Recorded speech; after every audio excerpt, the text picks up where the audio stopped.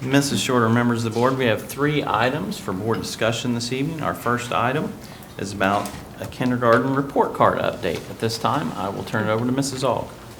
Thank you, Mr. Smith, Mrs. Shorter, members of the board. In just a minute, I will turn things over to Georgine Bowman, our coordinator of elementary curriculum and instruction, to overview some changes to our kindergarten report cards. Before I do that, I want to let you know there is a sample copy of a report card in your board packet for reference.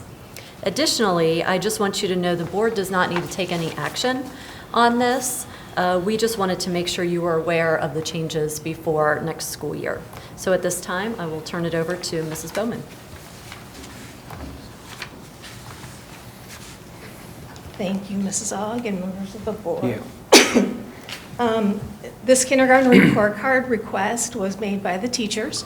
They are now using something called Educational Software for Guided Instruction, which is ESGI, to make it short and simple. ESGI is a summative assessment tool for the teachers to go assess kids on their skills, and kindergarten standards are very much skill-based. So it makes good sense to use ESGI. The change in the report card is intended for parents to get a report of the ESGI activities that the kids will be doing and be assessed on. And the report card shows you that the cover page deals with all of their social emotional pieces, sharing, cooperation, all of those pieces that the teachers still need to comment on. But the back pages then go into the ESGI report where they report on the summative skills of kids. And it's a progressive report card, so there are some skills that are at the beginning of the year and other skills that would be at the end of the year based on the curriculum mapping for kindergarten. All right. Are there any questions, comments?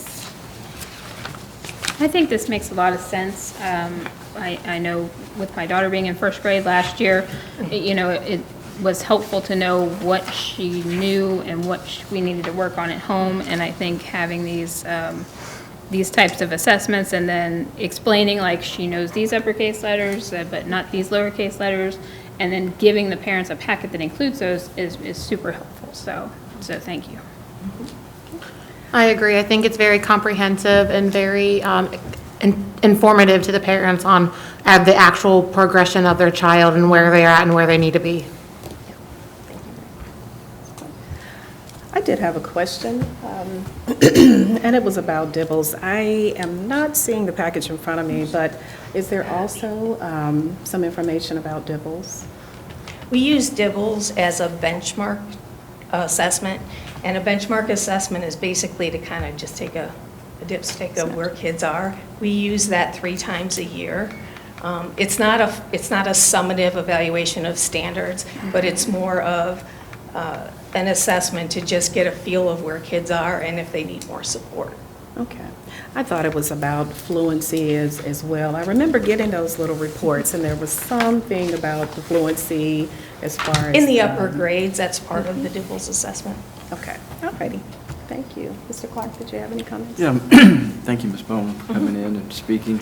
I think it'd be a great tool to gauge the kids, especially after the last 3 years that we've all been through. Yes. So I think this seems very applicable and productive, so thank you. Thank you. All right. Thank you, Mrs. Bowman. Our next item for board discussion is in regard to some extracurricular job descriptions. We'll turn it over to Dr. Rice, who's covering for Mrs. Howard this evening.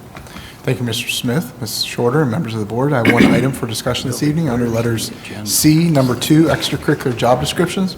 As you know, at our board meeting on June 1st, you approved a list of new or revised extracurricular positions for the 23-24 school year. Mrs. Howard has since emailed you the proposed job descriptions for those that were approved as new or changed positions.